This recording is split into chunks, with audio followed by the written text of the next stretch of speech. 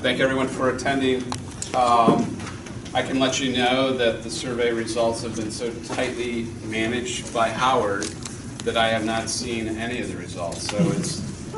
So I'm going to be enlightened as much as everyone else. I'm going to turn it over. Please. Sure. Thank you. Thank you. Yeah, and I don't know if he's here, I had a reporter call yesterday and said, just between us, can I get the survey?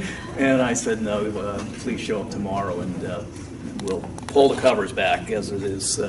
Thank you all for being here. Tonight it's a little warm in here. I'm going to take my coat off, actually. And make sure my phone is off. We do have a full program here, and we got a new project. If we have some time at the end of tonight's meeting, we'll give Kevin and Brenda a few minutes to talk about that. But as Michael said, we have had now probably 6-8 months, I guess, of outreach. And please identify yourself. Oh, I'm sorry. I'm Howard Davis, and most of the faces here are familiar, but I do see some new faces. I'm Howard Davis. I'm a volunteer. I own a couple of properties in the Rosemary District, specifically what used to be the Badcock Furniture Building on Boulevard of the Arts, which is being renovated right now, and the one just to the smaller building just to the west of that, which has just been painted charcoal gray, and shocked a few people, but I think that's calmed down. And very quickly, to kind of finish the introduction, before I bought those buildings, I asked everybody what the plan was for the Rosemary District. The answer was there isn't one. Most everybody here that I've talked to has heard this story. That evolved into why don't we do one for ourselves, and that evolved into the effort here this evening, which we have been engaged in for some months. So the agenda, we had agendas up front, but the agenda tonight really has 5 pieces to it. I'll give you a quick update on our progress, what we've done to date. We kind of fill those in who have not been here at previous meetings. And then maybe the 2 main events are the survey results. I hope you've all taken the survey. We've got a great response, and we've got a terrific kind of base of information from that. And then we also did an exercise at the last meeting, kind of a mapping exercise that Sean will talk about these. I will then, the plan is and has been, and I have a slide that talks about this.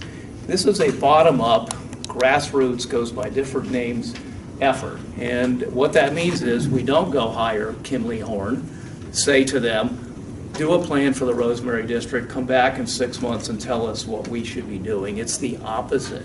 They are really working for us, facilitating this effort for us. And early on we said we are going to listen as closely as possible to the community in as many different ways as possible. And what we learned from that exercise is what we will use as we put the plan together. So the survey and there are many other tools have been tremendously helpful in that regard. We will then take that information and try to craft from that a vision statement, which sort of sits up here at the broadest levels. Down below that, a series of, we're calling them guiding principles, sometimes called touchstones, different names, but at a more refined level, more specificity. Underneath this sort of, if you think of it, I guess, as the Constitution is up here, you've got some laws here, and then you've got some regulations and other things down here. So tonight we'll talk about the vision statement that has come out of all of this community outreach, and we'll talk about the guiding principles that go with that. So this input has come from these sources, community meetings. This is our 4th or 5th meeting like this. We've had a website up and running now for a month or 2, and there are ways to communicate with us through that. Surveys, which we'll talk about specifically, many one-on-one meetings. I've told people I am probably Kawa Coffee's best single customer, and definitely Lolita Tartine's single customer for lunch. And it's not just me, Sean and many others have been on meetings, Michael, many others. A lot of one-on-one meetings, meetings with elected officials, city staff. We have a few more of those next week. Ethan, wherever he is, we're going over to the Salvation Army next week. We're meeting with the head of economic development for the city next week. We just keep doing this outreach and touching as many people as possible. We have a steering committee we've met with a few times to provide us with guidance and input on certain things. And then we've had one notable community event, which was not quite a month ago at Mandeville. Many of you were there, if you remember it. I'll come back to that a little bit. And we're doing something almost every day. So this has been a pretty thorough process, information coming from many different sources and lots of information. Where are we on fundraising? This is again, completely private in the sense that not-for-profit, I guess more accurately, endeavor. We don't have any city money. We don't have any county money. Our goal was at the outset, probably 6 months ago, 8 months ago, let's try to do all that we need to do here for $50,000, which is a lot of money. On one hand, it's not so much when you see the volume of work that's been done. Almost all of that is going to our consultants, and I like to say to everybody, if they're getting paid $45,000, they're doing 3 times that much work. I truly believe that. And then we've got about $5,000 of our budget for miscellaneous purposes. So it's maybe the only 2-line budget I've ever had, $50,000, 45, and 5. So it's all private. Gulf Coast Community Foundation is sort of the place to which money is going. They're handling that. They actually pay the invoices, not that we have a whole lot of them. And they've been terrific. They are a 501c3. So anybody in the category that they're paying taxes, the donations are tax deductible, and one of the nice things about Gulf Coast is they handle all that paperwork that's necessary for that. And we're a little over halfway on our fundraising. We're probably a little more than halfway, as I'll show you through this effort. So we are not to the goal line. We need your help. I was talking to a couple of people before the meeting. I'm confident that we'll get there. And as it turns out, I think $50,000 is probably the right amount of money for this in terms of what we need to spend and probably the capacity in terms of what we can raise. We did have what I thought was a terrific event at Mandeville, not so much because we raised a ton of money, although we did well. We raised over $3,000 after the expenses, which a couple of us helped with. But more importantly, a lot of people told me afterwards, many for the week or two after that, I got a chance to meet people I hadn't met before. I had conversations of a kind I had not had before. Clearly there were people there that I didn't know and hadn't seen at one of these meetings. So in terms of broadening the outreach and encouraging dialogue, it was more about that really, and also having a good time. And a lot of this material for some people is very dry. Some of us, like Sean and I, find it fascinating. But it was a chance to have some fun. And so it was a huge success. We will probably do another event or two. There were a lot of people that I think it was later in the evening after they'd had a couple of beers that said we should do this every week. And I said, of course they probably didn't understand how much work goes into one of those things too. But anyhow, thank you to everybody who was there. It was terrific. So the surveys have been maybe our most organized source of information. We will be talking about those again tonight. We have a wide range of questions, as those of you who completed the survey know, and they went all over the place. What are your hopes and aspirations for the Rosemary District? What are your concerns for the Rosemary District? Strengths, weaknesses, all kinds of things. So we probed in as many different ways as we could. As Sean will show you, we had a very diverse pool of respondents. We didn't get a lot of personal information. We were trying to encourage people to be honest, and so we really just asked them, how old are you and where do you live? But you'll see just from those 2 pieces of information, this was not clustered among just people in the Rosemary District or in a condo building there or something. So 200 responses to date and growing. It's a great data set. And as I mentioned earlier, this is really fundamental to setting these priorities for the district. This isn't me, it isn't Sean, it's not Kimley Horn. There's nobody here who's dictating this. This is really coming through all of its outreach, including the surveys.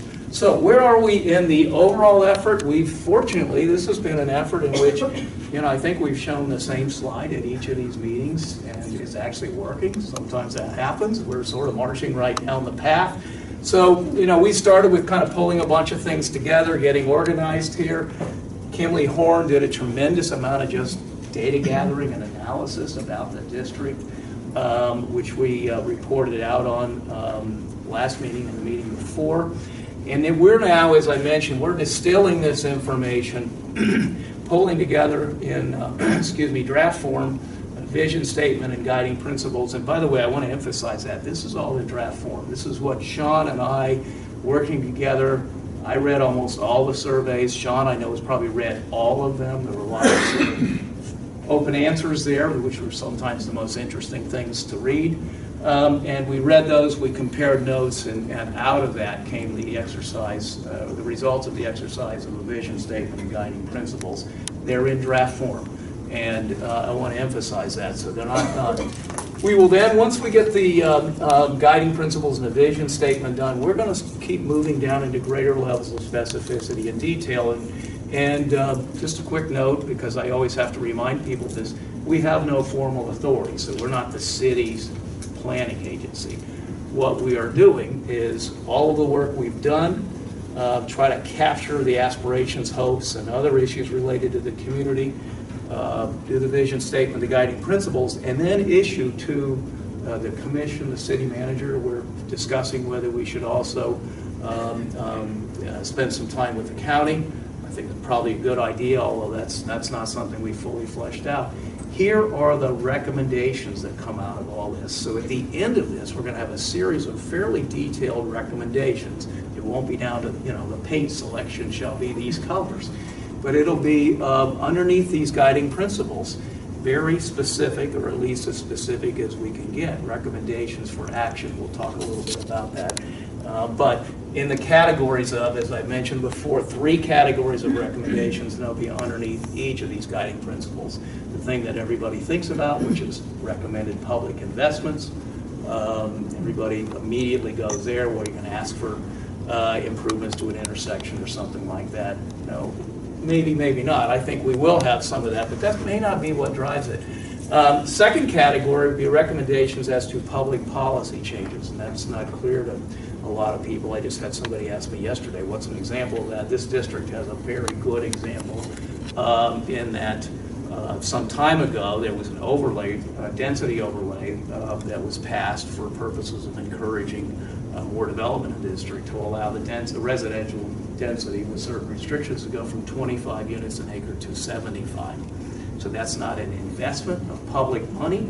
That's a public policy change intended to achieve a result that the policymakers thought made sense, and it certainly has. It's encouraged a tremendous level of development. So public investments, public policy changes, and then the third one, which is even less clear when I talk to people, private initiatives, which I really like this category a lot. These are things that we could, as a community, do ourselves or more typically do in cooperation with the city. And an example of that I've been involved in a number of times is sort of, I don't like to use the word branding in this context, although most people do, but there's an image issue that certain people feel strongly about. I've never seen an effective sort of branding program or imaging program that kind of comes through the public sector. I think it's better to try to do that in cooperation and collaboration with the local government. And a little bit of money goes a long way and that kind of thing. And also you can score some early victories. It's very important to see something result from this. So that would be, and whether that happens here or not, I'm not suggesting one way or the other. From experience, that's a private initiative. So that's where this goes, and then we will present all this, and then we'll move outside of this exercise. The next big step will be implementation. So with that, why don't I turn this over to Sean. He will walk you through the survey results, and then I'll come back and talk about the vision statement and guiding principles. Any more questions at this point? Good, sure. Howard, I think you and I have discussed... This is a tough guy. When I get a question from him, I'm worried already. Go ahead. You and I have discussed the recognition and the importance of the connection, historical connection of the African American community to the Rosebery District. And I think it's vitally important that that is part of our guiding principle. Yes. We do not forget, particularly in the light of some of the press reports we've read in the last day or two, that we do make this a guiding principle, that we do recognize the historic connection of the African American community to the Rosebery. I agree with you. And you'll see, Ian, when we discuss, actually both of them, the vision statement of the guiding principles. There are a number of them that go to that very point. So I couldn't agree with you more. And that's got a lot of implications. So yes. Any other questions? All right, Sean.